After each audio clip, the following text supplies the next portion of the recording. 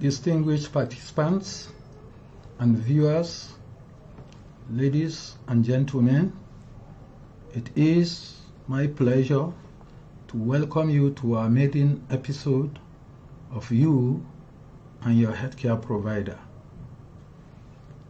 This program is brought to you by the Initiative for Health Accountability and Transparency, an NGO that is founded to promote good governance and accountability in the health system in Nigeria. My name is Dr. MJ Abdullahi. I am the convener and the Chief Executive Officer of the Initiative for Health Accountability and Transparency. This program is part of our campaign to promote provider accountability in healthcare and consumer rights. Nigeria has a progressive health governance structure.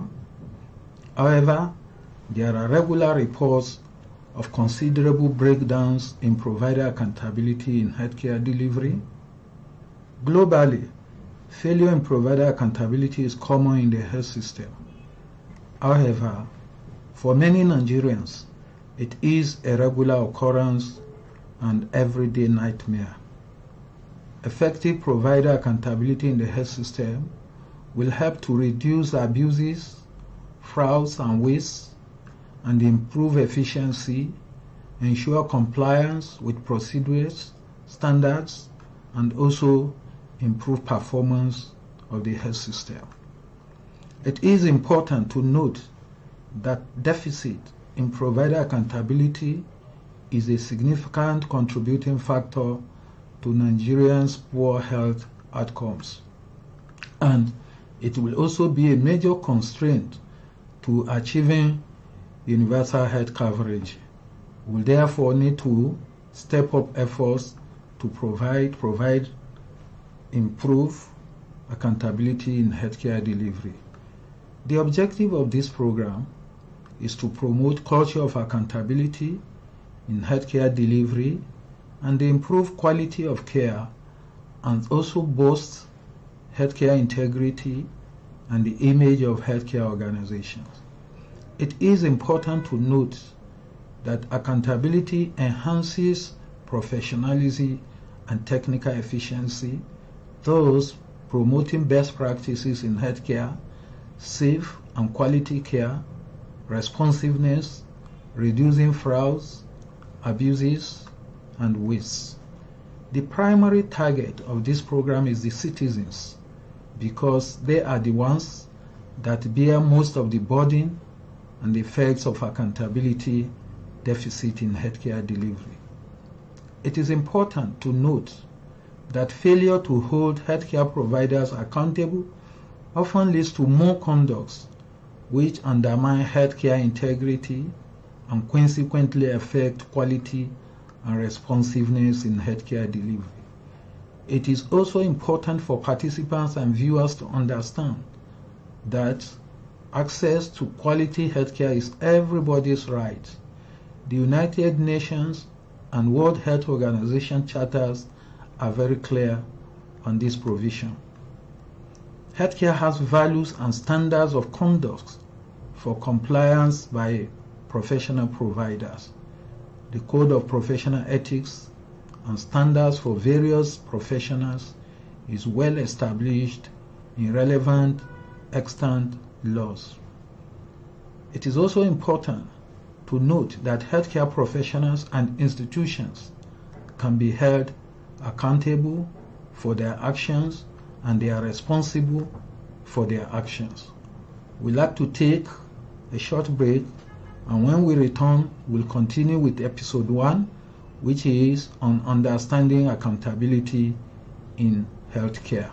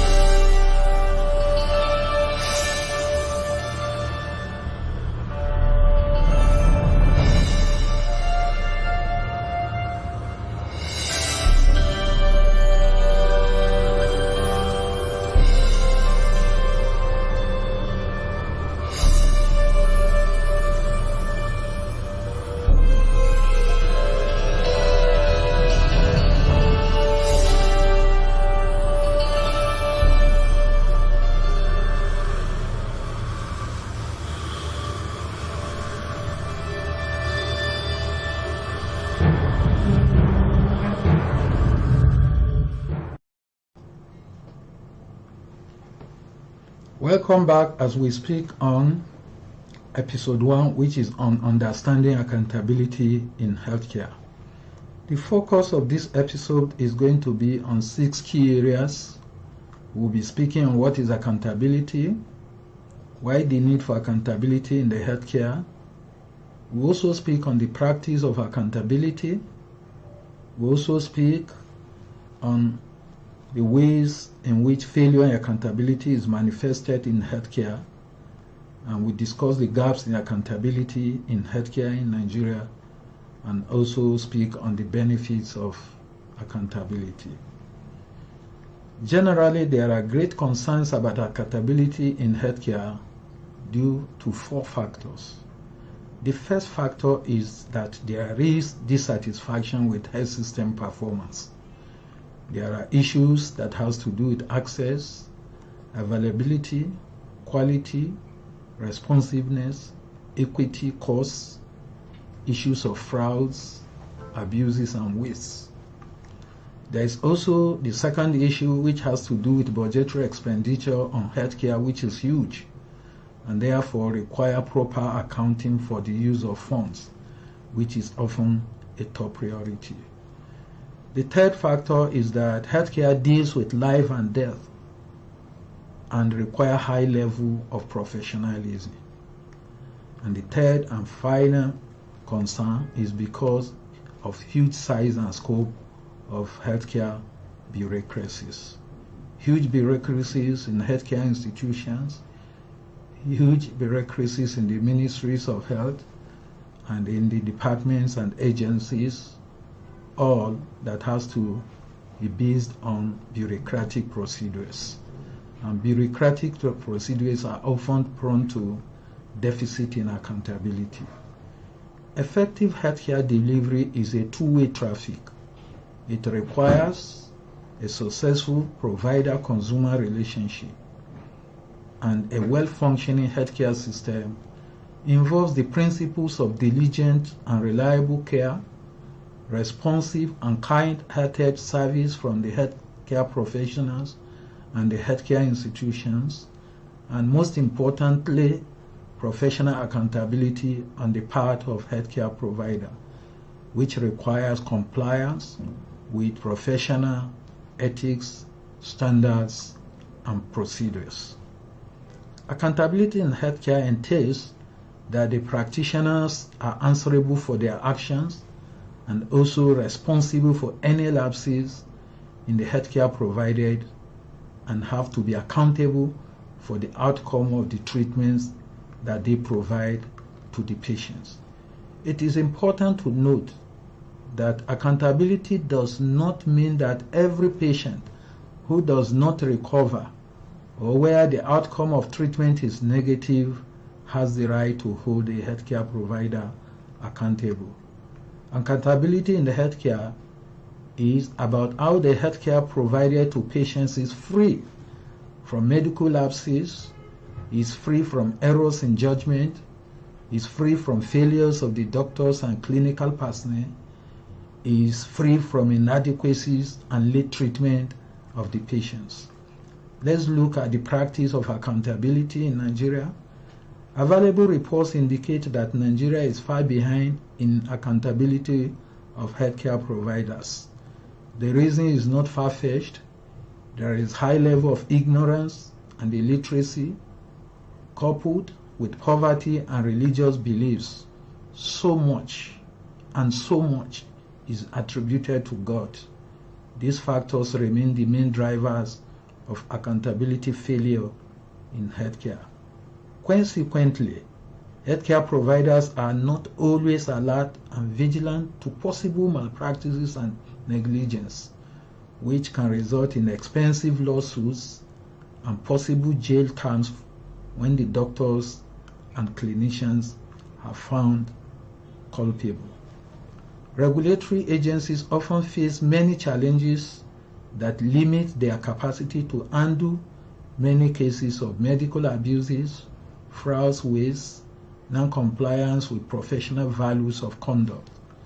Quite often, patients or their relatives find it difficult to pursue cases of medical malpractices because they do not have access to good legal services.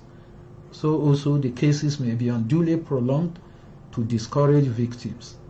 The judicial system sometimes encourages alternate dispute resolution to resolve medical dispute in and out of court settlement. Ways in which failure in accountability manifests in healthcare delivery. Accountability deficit in healthcare manifests itself in many forms, and it includes manifestation as health program and project failures, where you have abandoned or poorly executed healthcare contracts in various forms, particularly affecting health infrastructure, buildings, water projects, supply of equipment, and drugs. There is another group of manifestations which has to do with infractions and infringements due to non-compliance with ethical and professional standards in medical service delivery. And the manifestation is often in the form of illegal and unregistered practices, medical negligence, medical malpractices, medical misconducts, cases of wrong diagnosis, inappropriate treatment, and use of unregistered or expired products, and even use of unregistered and unqualified personnel. The third group has to do with anomalies in provider payment systems, which also occurs in various forms of frauds, abuses, and waste, primarily in health insurance industry. There is considerable gap in accountability in healthcare in Nigeria. Nigerian media is routinely flooded with reports of negligence and malpractices in healthcare delivery. Similarly, the regulatory institutions are besieged with considerable number of cases. The indication is that provider accountability in healthcare in Nigeria is insufficient, and medical abuses, frauds, waste, negligence, and malpractices are common, and they constitute significant burden to healthcare delivery. In Nigeria, we don't frequently find patients or their relations taking the healthcare facilities and professionals to court, even though there are cases of medical abuses due to a number of factors. The foremost reason is ignorance and illiteracy. At present, there is little or no understanding of the patient's rights, and also provider accountability by the citizens and the general population. There's also the issue of high cost of litigation. Litigations are expensive and often unaffordable by the poor majority. There is the weak and compromised judicial system. Some health professionals, particularly the doctors and clinicians, are well connected and are powerful and may put pressure on the judges to compromise legal actions, or the patients and their relations to desist from legal action and instead reach a compromise. With current attention on universal health coverage, health system performance and accountability will become very, very critical issues. Therefore, as part of our effort in Nigeria to achieve universal health coverage, we will need to strengthen and reform the regulatory institutions, the laws, and the judicial system to allow and enable patients and victims recourse under the law. A number of mechanisms and channels are available for reporting cases of failure in accountability. A functioning healthcare system has to be accountable with clear mechanisms and channels for reporting and managing complaints and grievances, where cases against healthcare providers by the aggrieved patients or their relations can be investigated and sanctioned where necessary. There are three broad examples. One has to do with local administrative channels in health facilities, where there are helplines, complaint boxes that are dedicated, and also complaint desk and officers. There is the Servicom desk, and also we are beginning to have electronic digital platforms for patients to channel their petition to relevant stakeholders. We also have ministries, departments, and agencies. These are outside the healthcare facilities, and patients can make a petition to hospital management boards, health insurance agencies as the purchasers, state and federal Ministry of Health where necessary and depending on the type of complaint. Let's not forget the professional regulatory agencies. Here, patients and relations can make a petition to relevant councils, disciplinary tribunals. It could be medical, it could be nursing, pharmacy, laboratory. And it's important to note that various professional disciplinary tribunals have the status of High Court of the Federal Republic of Nigeria. Therefore, practitioners who appear before it, whether as complainants, defendants, or witnesses, or lawyers, must conduct themselves as they would before a high court. Let's not forget the regular courts where complainants could sue providers directly in line with provisions in the extant guidelines that regulate the professional practices. There are a number of benefits when we institute provider accountability in healthcare. The first is that it allows for safe and quality care that is based on best practices. Healthcare that can meet the needs and demands of the citizens, both in terms of quality and also responsiveness. Also, the right of health consumers is guaranteed. Healthcare where patients and relations are treated with decency, with dignity and respect. And above all, it guarantees patient satisfaction, and healthcare that engenders trust, confidence, and reliability in the health system. We have a number of collaborating factors. We have a number of collaborating partners on this campaign, and they include the health service providers, which are hospitals and clinics where complaints may arise. We also have the Savicon under the Office of the Secretary to the Government of the Federation. We have the Federal Competition and Consumer Protection Commission, which is a statutory parastatal. We have the professional councils and also the professional associations. Our links. We want you to familiarize yourself with our links, which includes our website. The website is displayed on the screen, and it contains our profile, news, health tips, blogs, and publications, particularly the ebook series. We also have the Facebook.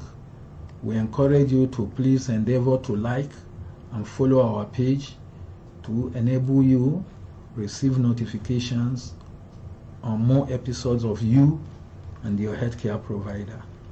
We have the WhatsApp, which is also displayed on the screen. It is a group WhatsApp for Health Consumers Forum. You can share your experience, your opinions, your suggestions in healthcare delivery, and also channel complaints and grievances. Don't forget the Twitter handle, which is also displayed on the screen, and you can access our news, health tips, and blogs. You can enjoy the following materials on our links. We have the blog on healthcare provider can be held accountable for their actions, which is on our Facebook and also on our website. We have Patients' Bill of Rights, Know Your Rights and Responsibilities in Healthcare, which is also available on our Facebook and also on our website. There is also another blog on promoting healthcare integrity in Nigeria, Campaign for Provider Accountability, which is also available on our website and the Facebook. There are ebook series. One is very specific to the subject matter, and it is titled Accountability Challenges in the Health System in Nigeria, Dimensions, Impacts, and Opportunities. This is available on our website.